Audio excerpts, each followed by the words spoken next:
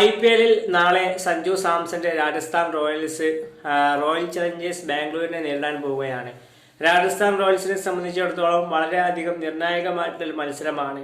രാജസ്ഥാൻ ആവട്ടെ അവസാനം കഴിഞ്ഞ മത്സരമാവട്ടെ ഒരു വലിയ പരാജയം ഗുജറാത്ത് ടൈറ്റൻസിനെതിരെ പരാജയം ഏറ്റുവാങ്ങിയെങ്കിൽ RCB ആവട്ടെ അവസാനം കളിച്ച മത്സരം ഡൽഹി ക്യാപിറ്റൽസിനോട് ഒരു വലിയ പരാജയം ഏറ്റുവാങ്ങുന്നത് നമുക്ക് കാണാൻ സാധിച്ചു.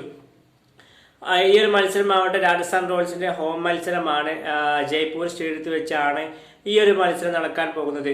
ഇതിനു മുമ്പ് RCBയും രാജസ്ഥാൻ റോയൽസും ഒക്കെ ഏറ്റുമുട്ടിയ സമയത്തെല്ലാം വളരെ ആവേശകരമായിട്ടുള്ള ഒരു മത്സരമാണ് പല സമയത്തും നമുക്ക് കാണാൻ സാധിച്ചിട്ടുള്ളത്. ഇതിനു മുമ്പ് എനിക്ക് തോന്നുന്നത് RCBക്കെതിരെ മാത്രമാണ് രാജസ്ഥാൻ റോയൽസിന് അത്ര ഒരു ഡോമിനന്റ് അല്ലാതെ പെർഫോമൻസ് ഇല്ലാത്തത്. RCBക്കെതിരെ ഒരുപാട് മത്സരങ്ങൾ പരാജയപ്പെടുന്ന കണക്കുകളാണ് നിലവിലുള്ളത്. അപ്പം അതിനൊക്കെ ഒരു പകരം വീട്ടാൻ നല്ലൊരു അവസരമാണ് രാജസ്ഥാൻ റോയൽസിന് വന്നുകൊണ്ടിരിക്കുന്നത്.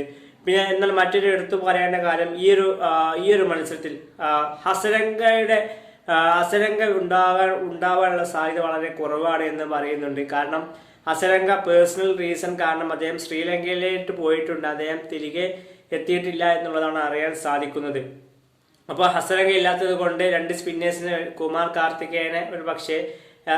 കാർത്തികേയ മഹി തീഷ്ണ കോംബോ ആയിരിക്കാൻ നമുക്ക് കാണാൻ സാധിക്കും. അതുപോലെ ഫസലുല്ല ഫറൂഖിക്ക് പകരം ആകാശ് മധുവാലോ അല്ലെങ്കിൽ തുഷാർ ദേശ്പാണ്ഡെക്ക് പകരം ആകാശ് മധുവാല ടീമിലേക്ക് മടങ്ങി വരാൻ സാധ്യതയുണ്ട്.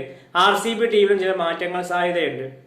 ഏതായാലും RCBക്കെതിരെ മികച്ച വിജയം സ്വന്തമാക്കേണ്ടത് രാജസ്ഥാൻ റോയൽസിനെ സംബന്ധിച്ചിടത്തോളം വളരെയധികം നിർണായകമാണ്. കാരണം ജയിച്ചാൽ മാത്രം പോലെ മികച്ച റൺ റേറ്റോട് കൂടി വിജയിക്കുകയും വേണം.